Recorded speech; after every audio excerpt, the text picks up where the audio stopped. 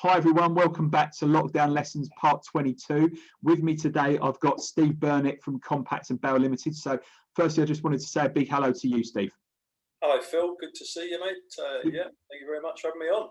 No problem at all. So for those of you who don't already know you, for those of the people that are watching this that don't really all know you, should I say, what do you actually do and how do you help people, Steve?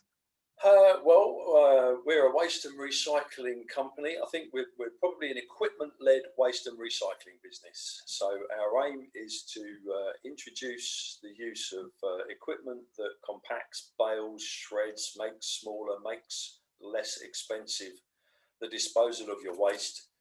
Basically, we're giving producers the technology that the waste industry has been using for decades, so that rather than letting the waste industry make money out of their rubbish, they can deal with it properly at source themselves, and they get to make and save the money themselves. Good stuff.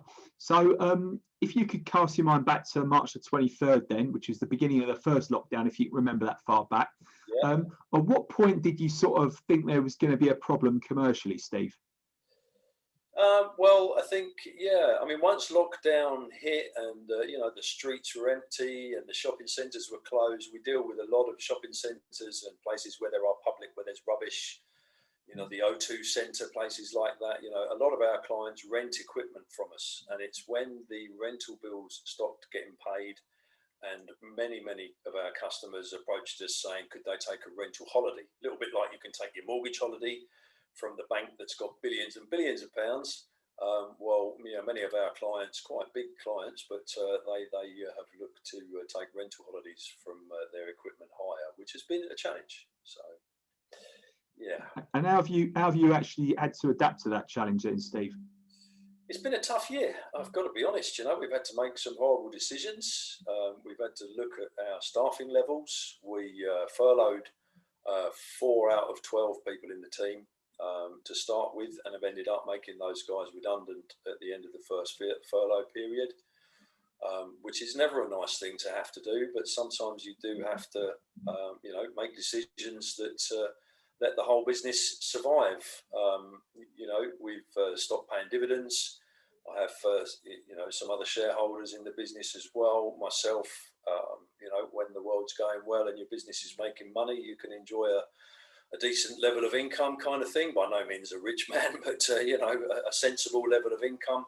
I've cut it down again, and currently I'm taking nothing. I haven't taken anything for the last few months. Just really try to ensure the future of my business. Really, the most important thing to me is that my 20 years of endeavour should survive, and we will. I'm certain we will. We're in a good place, but you don't know what's around the corner, do you? So. You don't. The problem is, although, most of us over the age of sort of 35 have been through recessions before, but they're all very different, weren't they, really? None were exactly like this one. And, God forbid, hopefully there won't be another one again like this one as well. Although if there is, we're going to know a little bit more about it. So what would you say would be your, it's a difficult question to ask, but lots of people, when they search this soul, they've actually done some good over the last 10 months, and they've had some quick wins or some little wins out of that period of time. What would you say your wins have been, Steve, over that period? Well, I think certainly, for me, when lockdown kicked in, I was a business owner. I was always trying to live out the advice that your big man said, which is, the definition of business is a profitable commercial enterprise that works well without me. And that had been my goal for many years. And probably for the last 5 years, I had a team in place. I have a managing director, heads of department. And, with a bit of firefighting, a bit of oversight, a bit of, being there to problem solve, support, mentor, challenge, I was more or less achieving that goal, to be the business owner rather than be the guy in the thick of it. With the furlough, I've had to get my nose stuck right back in. I've done more work this week than I probably did last year. You enjoy the fruits of your labour, and I don't complain when it's good, and I'm not complaining when it's been tough. I've actually loved it. After sort of 20 years of business ownership, I was quite enjoying going to a CrossFit gym every morning and then heading down the cafe and having a nice bit of scrambled egg on toast and reading my book for an hour and checking in with the team and whatever. But no, I've been thriving on it, and it's been good because I've been able to sort of see where our customers are coming from in the current situation, and why they're dealing with us. Why should they buy? What should they be buying? And what are their reasons for it? We're very much a business that tries to help people solve their waste problems rather than, it's not features and benefits. We've got one of these, it does this, it's that big, it's that fast. It's let's find out what's wrong. Let's find out where you're hurting. And whilst some sectors have shut down completely, other sectors and other clients, distribution centres, pick and pack, warehousing, food manufacturing, businesses like that are actually facing a whole load of new problems. The scarcity of staff, the unreliability of staff. So we've been focusing on our automate to save range. So higher value equipment that does the job of people, and not to make those people redundant, but just to make the company more efficient. Businesses are struggling to get people in many areas. They're struggling to get people to do those jobs that they can depend on. And a machine doesn't need to self-isolate. It doesn't have family who are unwell. It doesn't get sick. I can't promise it will never break down. Occasionally, we'll be there to repair it. But in essence, if you can do the routine, and waste is a routine, mundane job, breaking down cardboard boxes, putting them in a crate, moving that, putting them in a baler. There's nothing sexy or exciting about that. If we can automate that, we can save money. And businesses are prepared to invest. We have taken some very good orders in the last few months. Do you think that's, Steve? Do you think that's because people have taken stock of their own businesses and are maybe a bit more likely to look at cutting their costs and working out more efficiencies within their business because of COVID?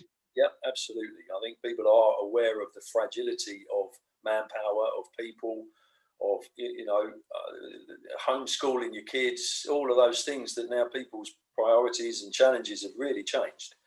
And I think businesses are now looking at, okay, the less we can rely on our staff and the more we can use those staff for profit earning, forward facing work. Why have them facing backwards dealing with rubbish when they can be actually packing boxes and get them out the door, or working on whatever our business is, rather than just the servicing of that business, which is what waste is.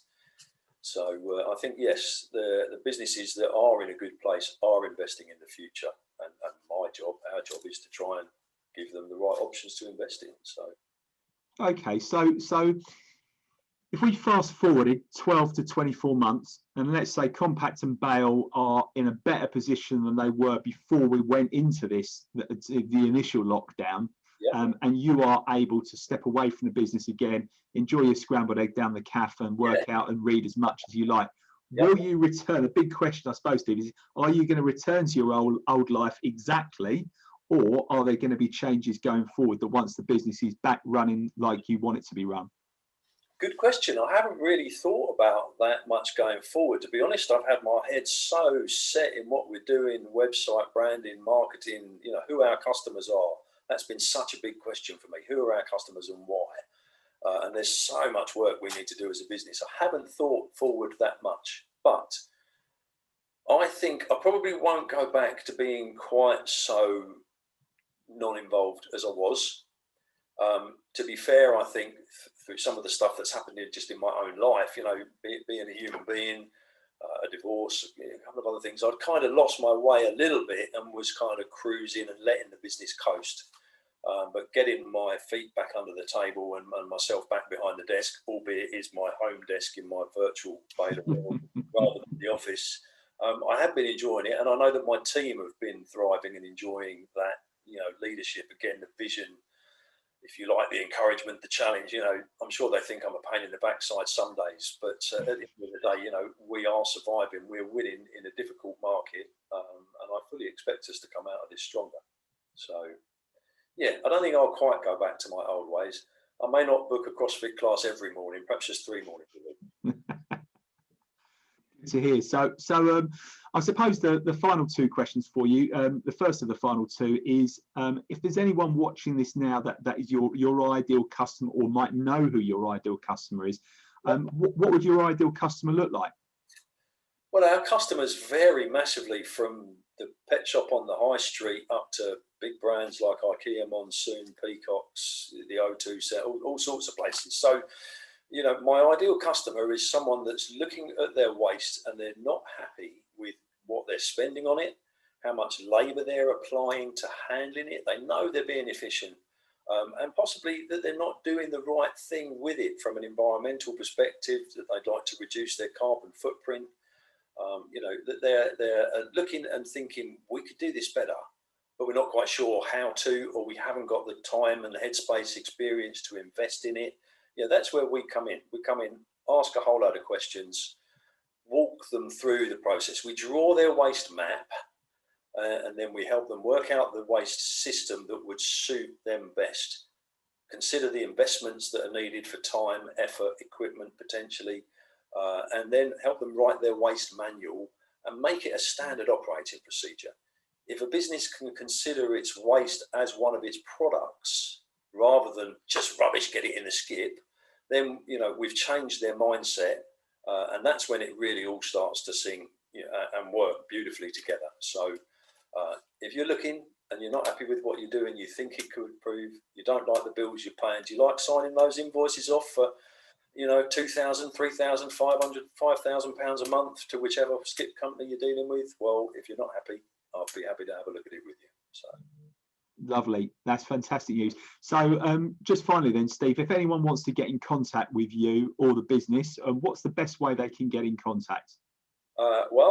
You can call me directly, you can email me directly, steve@compactandbale.com, all lowercase, all one word, and Bale has an A, not an AI in it, it's just BALE. You can look on the website, search for Compact and Bale, compactandbale.com. We've got live chat, that's me that answers those as well, so you can get me that way. You know, I'm sure they can send you a message and you can put me in touch any which way. We're easily found. I'm on LinkedIn as well. I'm the original Baler man, Steve Burnett on LinkedIn. I've got quite a good follower, and I try lots of followers, and I try and put up interesting, challenging articles. So yeah, reach out. What have you got to lose, really? Yeah, totally agree. Totally agree. Well, thank you very much, Steve. What I'll do is afterwards, I'll post your contact details in the comments below anyway to make it easy for people to reach you. But for now, thank you so much. Been an absolute pleasure as always. And yeah, catch up soon, Steve. Bless you, Phil. Thank you very much, mate. You have a good afternoon. You too, mate. Bye-bye.